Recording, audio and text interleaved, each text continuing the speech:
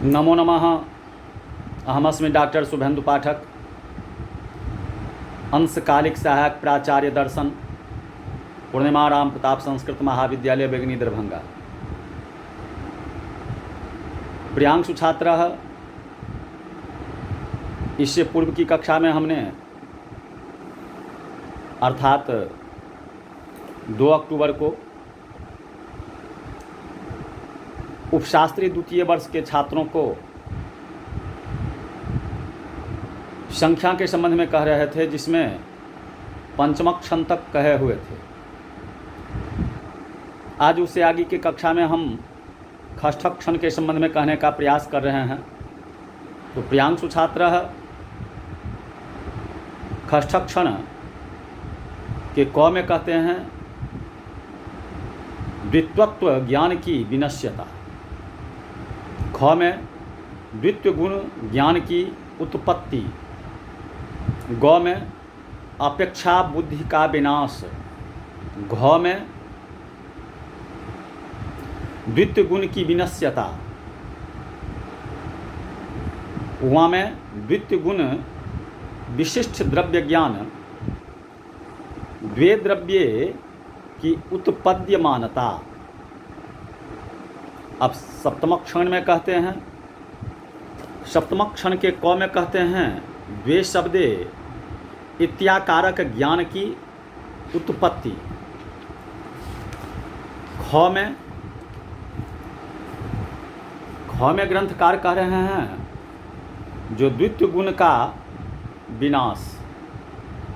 अब द्वित्व गुण का विनाश के संबंध में कहते हैं जो अपेक्षा बुद्धि रूप निमित्त कारण के विनाश से द्वित्व गुण का नाश हुआ है। निमित्त कारण के नाश से गुण का नाश तो प्रसिद्ध ही है, अतएव मोक्ष प्राप्ति व्यवस्था में शरीर स्वरूप निमित्त कारण के विनाश से अंतिम तत्व ज्ञान का विनाश होता है और इस तरह मोक्षोपपत्ति में बाधा नहीं पड़ती है।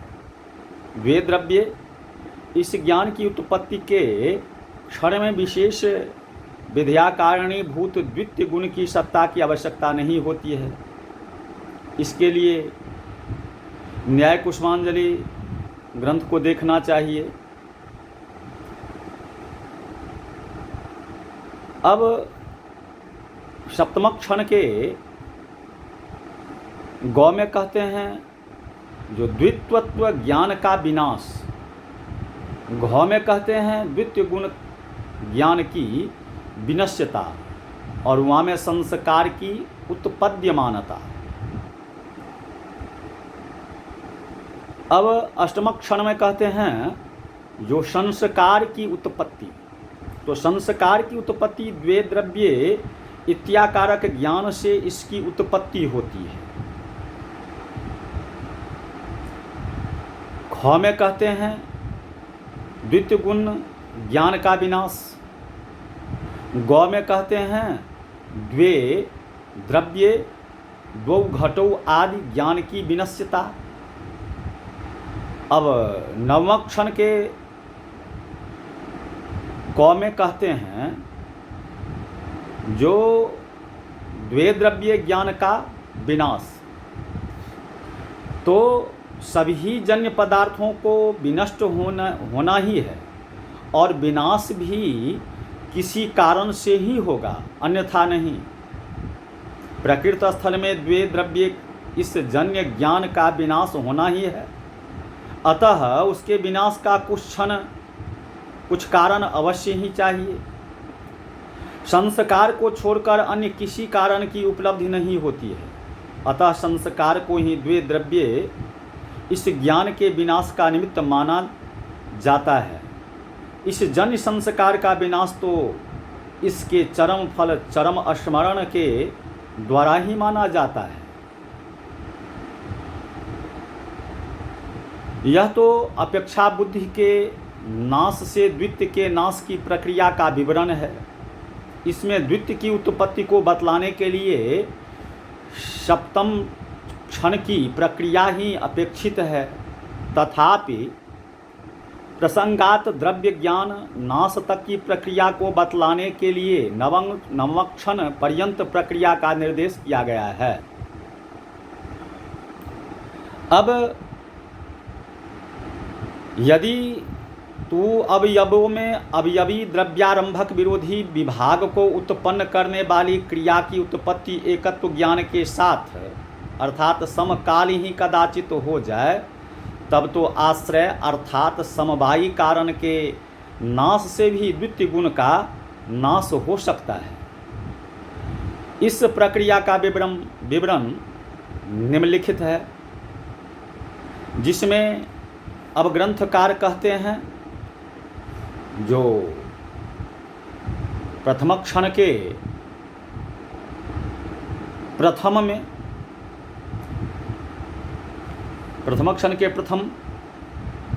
क्षण के क में पूर्व प्रक्रिया प्रदर्शित प्रकार से इंद्रिय तथा दो द्रव्यों के संयोग की उत्पत्ति, ख में द्वितीय प्रथम क्षण के ख में एकत्व ज्ञान की उत्पद्यमानता। अब द्वितीय क्षण में कहते हैं एकत्व ज्ञान की उत्पत्ति, ख में कहते हैं अपेक्षा बुद्धि की उत्पद्यमानता, ग में कहते हैं आरंभ्यारंभक संयोग प्रतिद्वंदी विभाग के उत्पादक प्रक्रिया की अवयवियों में उत्पत्ति। तृतीय क्षण के क में कहते हैं अपेक्षा बुद्धि की उत्पत्ति, ख में कहते हैं पूर्वोत्पन्न क्रिया से विभाग की उत्पत्ति, ग में कहते हैं द्वितीय गुण की उत्पद्यमानता। चतुर्थ क्षण में कहते हैं द्वितीय गुण की उत्पत्ति, ख में पूर्वोत्पन्न विभाग से अव्यारंभक संयोग का नाश, ग में द्वितीयत्व ज्ञान की उत्पद्यमानता। पंचम क्षण के क में कहते हैं पूर्वोक्त संयोग नाश से अवयवी विनाश, ख में कहते हैं द्वितीय गुण की विनश्यता, ग में कहते हैं द्वितीय ज्ञान की उत्पत्ति, घ में कहते हैं अपेक्ष बुद्धि की विनश्यता। षष्ठ क्षण में कहते हैं षष्ठ क्षण के क में कहते हैं अपेक्षा बुद्धि विनाश, ख में कहते हैं द्वितीय गुण का विनाश।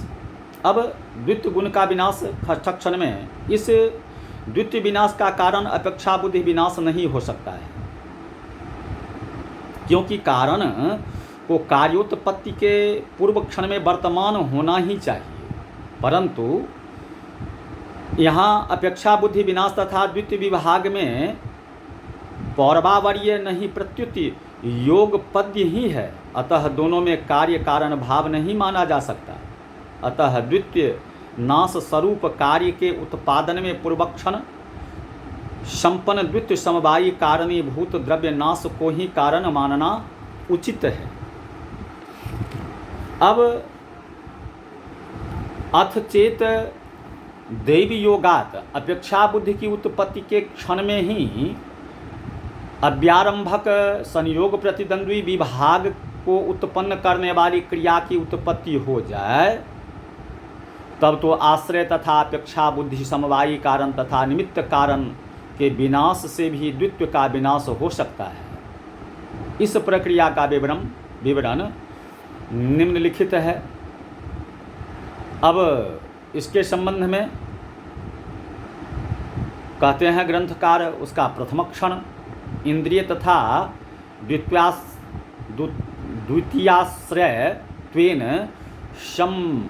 संभाव्य मानद्रव्यों का संबंध, ख में कहते हैं एकत्व ज्ञान की उत्पद्यमानता, द्वितीय क्षण में कहते हैं एकत्व तत्व ज्ञान की उत्पत्ति, ख में कहते हैं अपेक्षा बुद्धि की उत्पद्यमानता, ग में कहते हैं अदृष्टादि कारण से आरंभक संयोग विरोधी विभाग को उत्पन्न करने वाली क्रिया की उत्पद्यमानता।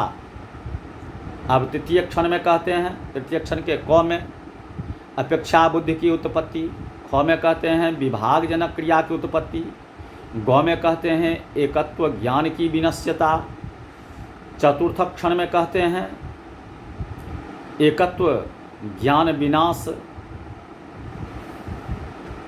अब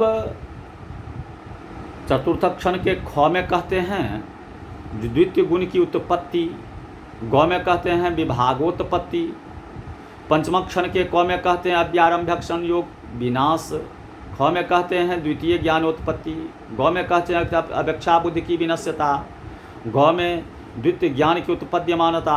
अब खष्टक्षण में कहते हैं अवयवी द्रव्य नाश, ख में अपेक्षा बुद्धि नाश, गौ में द्वितीय गुण की विनश्यता, घ में द्वितीय गुण ज्ञान की उत्पत्ति, वहाँ में द्वितीय विशिष्ट द्रव्य ज्ञान द्वितीय उत्पद्यमानता।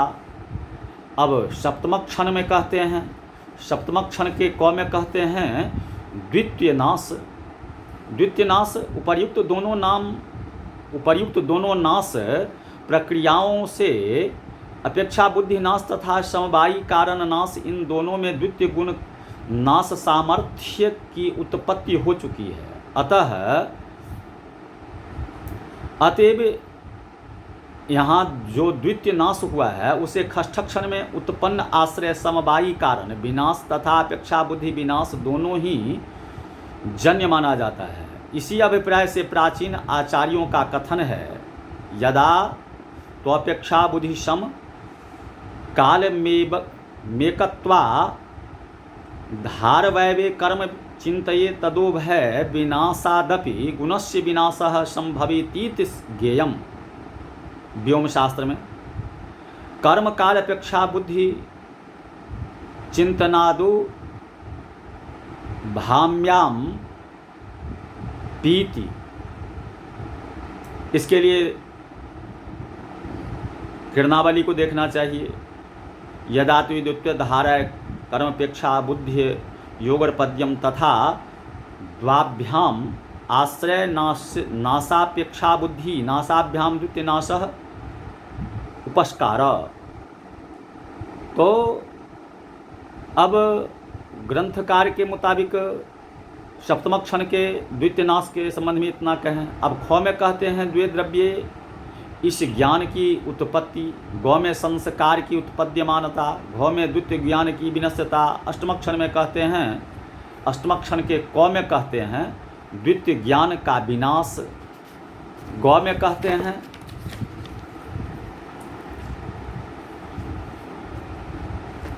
अब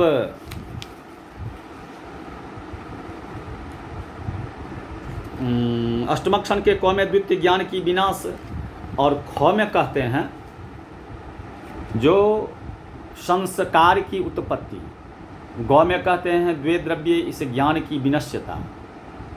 तो प्रियांशु छात्र, आज की कक्षा में बस इतना ही। पुनः इससे आगे की कक्षा में हम आप लोगों को इसी के संदर्भ में नवक्षण के संबंध में कहने का प्रयास करेंगे। इति